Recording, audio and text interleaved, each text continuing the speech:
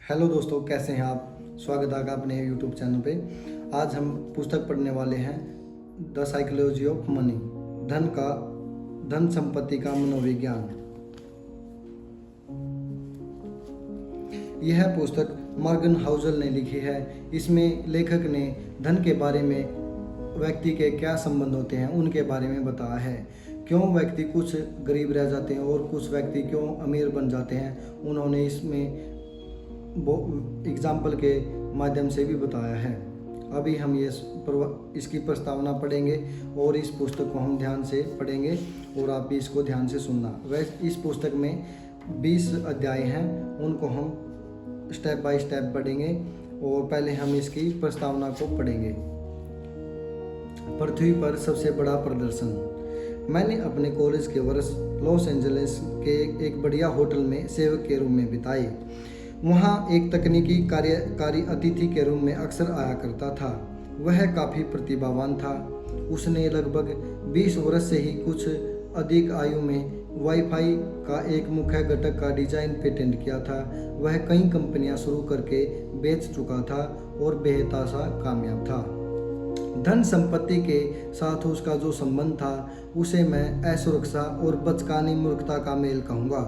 वह $100 के नोटों की कई इंच मोटी गड्डी साथ लेकर घूमता था, जिससे वह हर किसी को दिखाता था, फिर चाहे वे देखना चाहते हों या नहीं।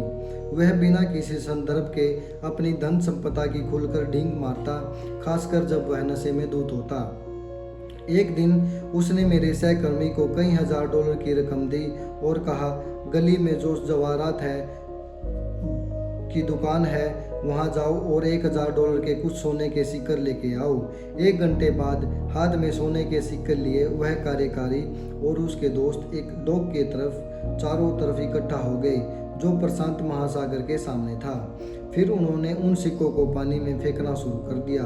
वे उन सिक्कों को कंकरों की तरह उछालते और फिर किसका सिक्का सबसे दूर गया इस बात पर बहस करते और ठहाके मारते, सिर्फ मनोरंजन के लिए।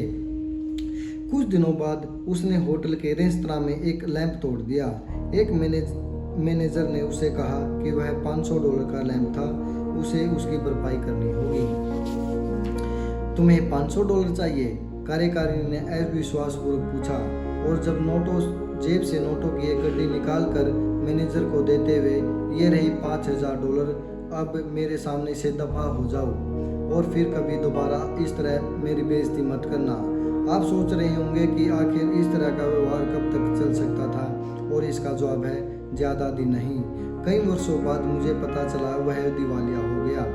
इस किताब का आधार यह है कि धन संपत्ति के मामले में आप कितना अच्छा प्रबंधन करते हैं, यह इस पर कम निर्भर करता है कि आप कितने होशियार हैं, और इस पर ज़्यादा कि आप कैसा व्यवहार करते हैं। और व्यवहार सिखाना कठिन कार्य है, उन्हें भी जो वास्तव में होशियार हैं। एक प्रतिभाशाली व्यक्ति जो अपनी भावनाओं का नियंत्रण खो दे एक वित्तीय आपदा हो सकता है। इसके विपरीत भी उतना ही सत्य है।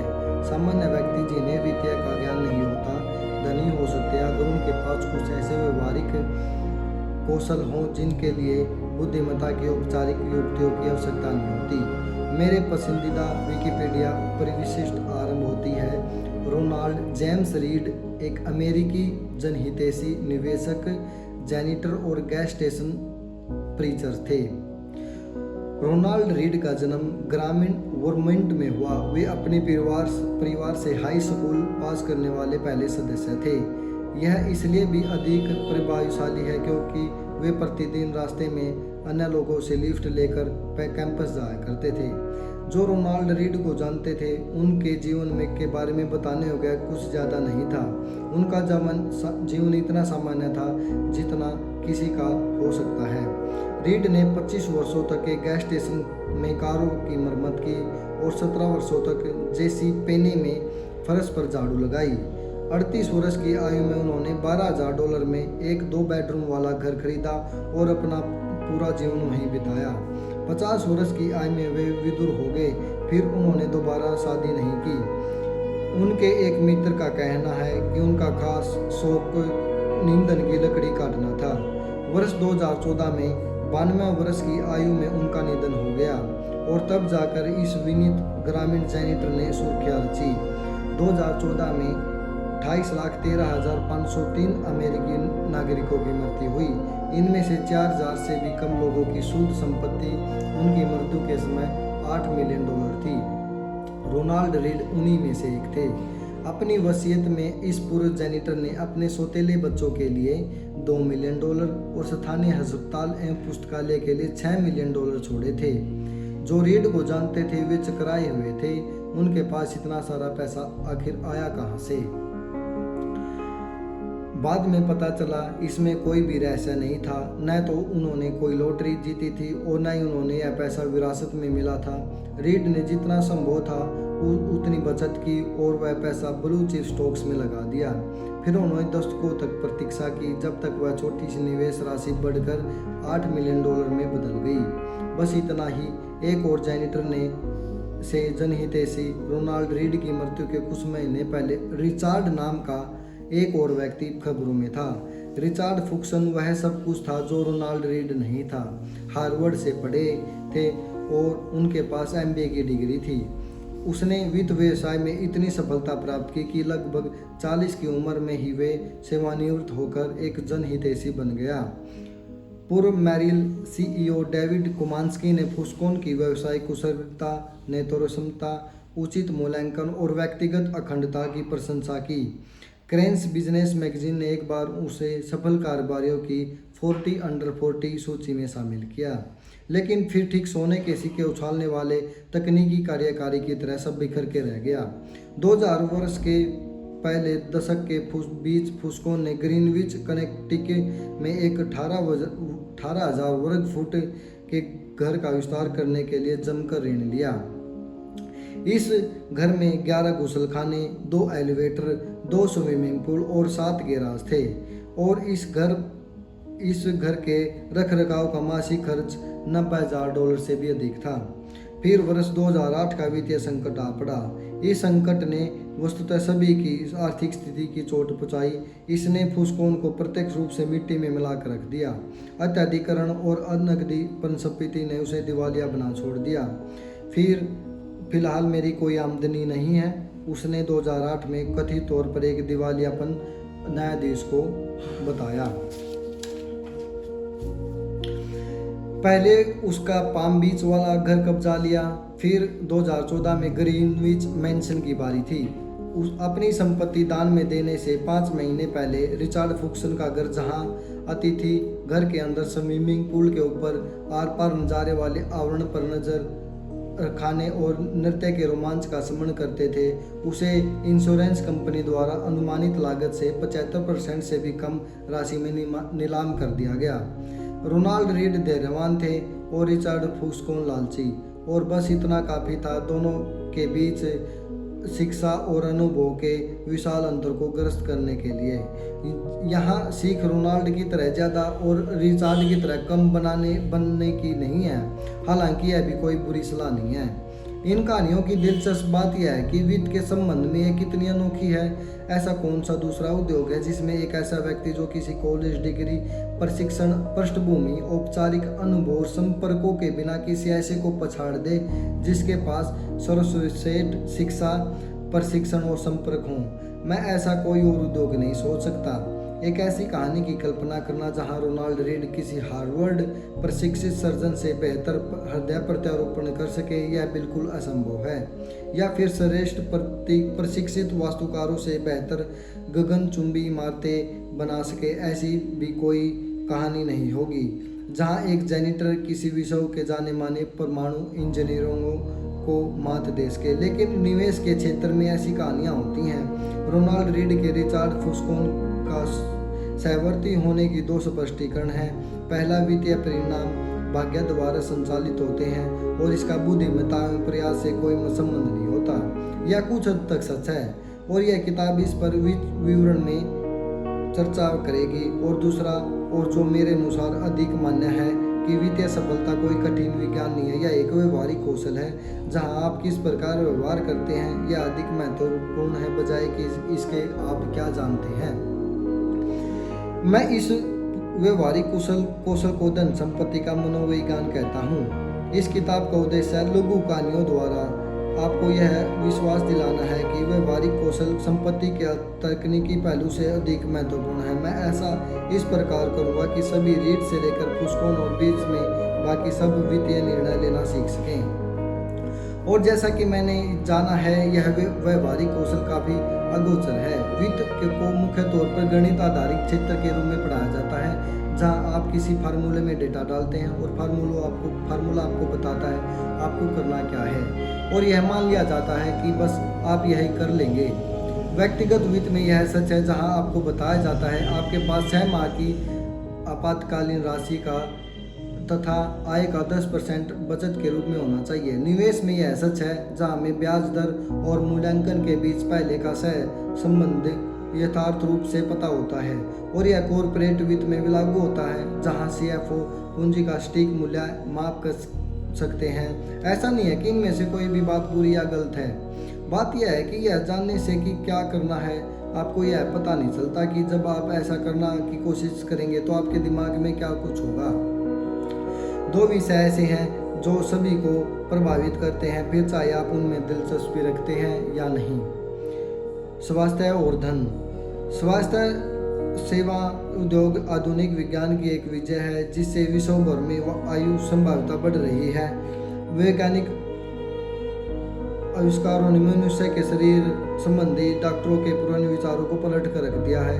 इसके कारण सभी स्वस्थ हैं। लेकिन धन व्यवसाय आयोजन यह अलग ही कहानी है। वित्त ने पिछले 2 दशकों में विश्वविद्यालयों में सबसे होशियार दिमाग वालों को बटोरा है, और 1 दशक पहले प्रिंसटन स्कूल ऑफ इंजीनियरिंग में फाइनेंशियल इंजीनियरिंग सबसे महत्वपूर्ण विषय था। क्या यह इस बात का प्रमाण है कि इससे हम बेहतर निवेशक बने हैं? मुझे तो ऐसा नहीं लगता। वर्षों की सामूहिक प्रयत्न त्रुटि विधि से हमने बेहतर किसान, कुशल प्लम्बर और विकसित रसायन बनाना सीखा है, लेकिन क्या प्रयत्न त्रुटि ने हमें व्यक्तिगत वित्त में बेहतर होना सिखाया है? क्या हम ऋण डूबने की हमारी संभावना कम हुई है, या फिर हम बुरे दिनों के लिए धन बचाते हैं, या सेवानिवृत्त होने का को अधिक तैयार हैं, या फिर धन दौलत हमारे सुख के लिए क्या करती है और क्या नहीं? इस बारे में हमारे ये विचार यथार्थवादी हैं। मैंने तो इन बातों का कोई दमदार प्रमाण नहीं देखा। मेरे अनुसार ऐसा होने का कारण यह है कि हम धन दौलत के बारे में जो सोचते हैं, सीखते हैं, वह बिल्कुल उसी प्रकार है जैसे हम भौतिकी विज्ञान सीखते हैं, नियमों और विधियों के साथ, और न कि मनोविज्ञान की तरह भावनाओं और बारीकी से। और यह मेरे लिए उतना ही दिलचस्प है जितना आवश्यक। पैसा हर जगह है, हम सबको प्रभावित करता है, इनमें से अधिकांश को भ्रमित भी करता है। हर कोई पैसे के बारे में कुछ अलग ही ढंग से सोचता है। यह हमें ऐसे सबक सिखाता है जो हमारे जीवन में कई पहलुओं में लागू होते हैं, जैसे जोखिम उठाना, आत्मविश्वास और सुख। कुछ विषय ऐसे हैं यह जानने और समझने के लिए कि अधिक शक्तिशाली आवर्धक लेंस प्रदान करते हैं कि जिस प्रकार बड़े पैसे के आचरण प्रति करते हैं, वे आखिर ऐसा क्यों करते हैं। यह पृथ्वी पर सबसे बड़े प्रदर्शनों में से एक है। धन दौलत के मनोविज्ञान के प्रति मेरा समय का अभिमूल्यन इस विषय पर 1 दशक से भी अधिक लेखन द्वारा विकसित हुआ है। मैंने वित्त संबंधी लेखन 2008 से शुरुआती दिनों में प्रारंभ किया था। यह एक वित्तीय संकट का भोरकाल था और 80 वर्षों की सबसे बुरी मंदी थी। यह लिखने के लिए कि क्या हो रहा है, मेरे लिए समझना आवश्यक था कि आखिर हो क्या रहा था। लेकिन इस वित्तीय संकट के बाद सबसे पहली चीज़ जो मैंने सीखी यह थी कि कोई भी यथार्थ रूप से नहीं बता सकता था कि क्या हुआ और क्यों, और इसे लेकर क्या कह सकते थे दो तो दूर की बात। हर अच्छे स्पष्टीकरण के लिए उतना ही विश्वसनीय खंडन भी था।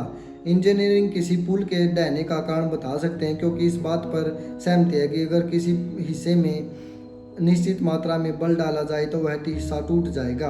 भौतिक विज्ञान विवादास्पद नहीं है, वह नियमों से चलता है।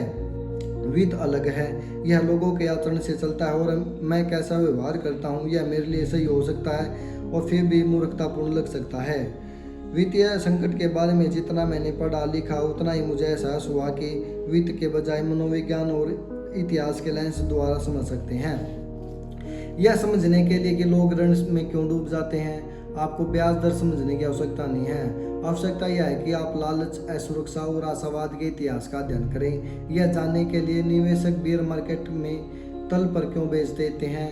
आपको भविष्य के अपेक्षित रिटर्न निवेशक का गणित समझने की आवश्यकता नहीं है। आवश्यकता यह है कि आप उस व्यवस्था के बारे में सोचें जो अपने परिवार की ओर देख होगी यदि आपके निवेश उनके भविष्य को खतरे में डाल रहे हों। मुझे वोल्टेयर का यह अवलोकन बहुत पसंद है कि इतिहास कभी भी खुद को नहीं दोहराता, मनुष्य हमेशा दोहराता है। पैसे को लेकर हमारा आचरण कैसा है, इस बात पर यह बहुत अच्छे से लागू होता है। वर्ष 2018 में मैंने उन 20 सबसे महत्वपूर्ण खामियों और बुरे व्यवहार के कारणों का रेखांकित करते हुए एक रिपोर्ट लिखी जिन्हें मैंने धन संबंधी लेन देन में लोगों को प्रभावित करते देखा। इसका शीर्षक धन संपत्ति का मनोवैज्ञानिक यानी कि साइकोलॉजी ऑफ मनी था और लगभग 10 लाख से अधिक लोगों ने इसे पढ़ा। रिपोर्ट से कुछ लघु पैसेज बिना बदलाव के लिए गए हैं। आपके हाथ में फिलहाल 20 अध्याय हैं जिनमें से एक मेरे अनुसार धन संपत्ति के मनोविज्ञान का सबसे महत्वपूर्ण और प्रति विशेषताओं का वर्णन करता है। सभी अध्याय एक मूल विषय के इर्द गिर्द घूमते हैं लेकिन साथ ही अपना एक अस्तित्व भी रखते हैं। आप स्वतंत्र रूप से भी इनको अलग अलग रूप में पढ़ सकते हैं। यह पुस्तक लंबी नहीं है। आपका स्वागत है। अधिकतर पाठक उन पुस्तकों को समाप्त नहीं कर पाते जिन्हें वे पढ़ना आरंभ करते हैं क्योंकि अधिकांश इकलौते विषयों को 300 पन्नों के विवरण की आवश्यकता नहीं होती। इसके बदले मैंने 20 छोटे बिंदु लिखना पसंद करूंगा जिन्हें आप समाप्त कर सकें, बजाय इसका कि किताब लंबी हो और जिसे आप बीच में छोड़ दें। अब आगे बढ़ते हैं। आपने मुझे इतना समय दिया और हमने जाना साइकोलॉजी ऑफ मनी की प्रस्तावना के बारे में। आगे हम इस चैप्टर को कंटिन्यू करेंगे। आपने मुझे इतना समय दिया। Thank you very much.